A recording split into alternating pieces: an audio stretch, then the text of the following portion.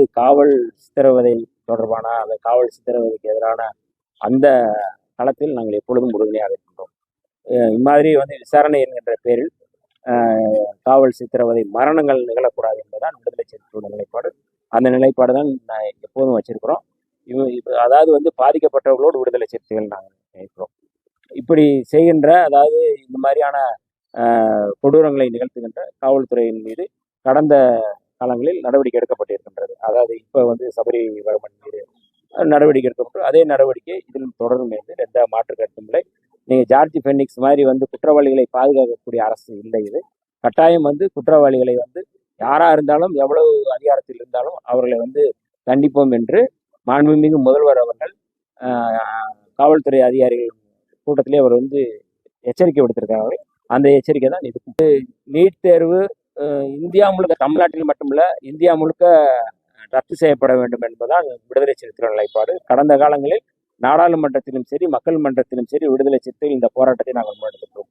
இப்பொழுதும் கூட எங்களுடைய தலைவர் எழுச்சி தமிழர் அவர்கள் வருகின்ற 27ஆம் தேதி தமிழ்நாடு முழுக்க நீட் தேர்வு ரத்து செய்யப்படணும். அதாவது சோனம் வாங்சுடைய கோரிக்கையோ அல்லது சிஜேபியினுடைய கோரிக்கை என்பதோ நீட் தேர்வு ரத்து அப்படிங்கிறது இடத்துக்கு வராமல் நீங்கள் லீக் ஆயிருக்கு, கேள்வி வினாத்தால் லீக் ஆயிருக்கு, அந்த லீக் ஆனது தொடர்பாக விசாரணை நடத்த வேண்டும் என்று சொல்லப்பட்டிருக்கு. இன்றைக்கு அதை தாண்டி மாணவர்கள் நீட் தேர்வு ரத்து செய்யப்பட வேண்டும் என்கின்ற ஒரு மிக முக்கியமான கோரிக்கை வைத்திருக்கிறார்கள். இந்தியாவுடைய தலைமை அமைச்சராக இருக்கக்கூடிய மோடி அவர்கள் இது குறித்து விசாரணை நடத்தப்பட வேண்டும் என்று சொல்கிறார்கள். எங்களுடைய தலைவர் கூட நேற்றைக்கு சிஜேபி அமைப்பை சேர்ந்த அந்த தலைவர்களோடு மாணவர்களோடு உரையாடி பேசி நாங்கள் ஆதரவு தெரிவித்திருக்கிறோம். நீட் தேர்வு ரத்து செய்யப்பட வேண்டும் என்பதுதான் விடுதலை சிறுத்தைகளுடைய நிலைப்பாடு. ஆனால் பாஜக எத்தனை பேர் இறந்தாலும் அந்த இறப்பு குறித்தோ எந்த கவலையும் இல்லாமல் நீட் தேர்வு நடத்துவது என்பதிலே அவர்கள் குறியா இருக்கிறார்கள்.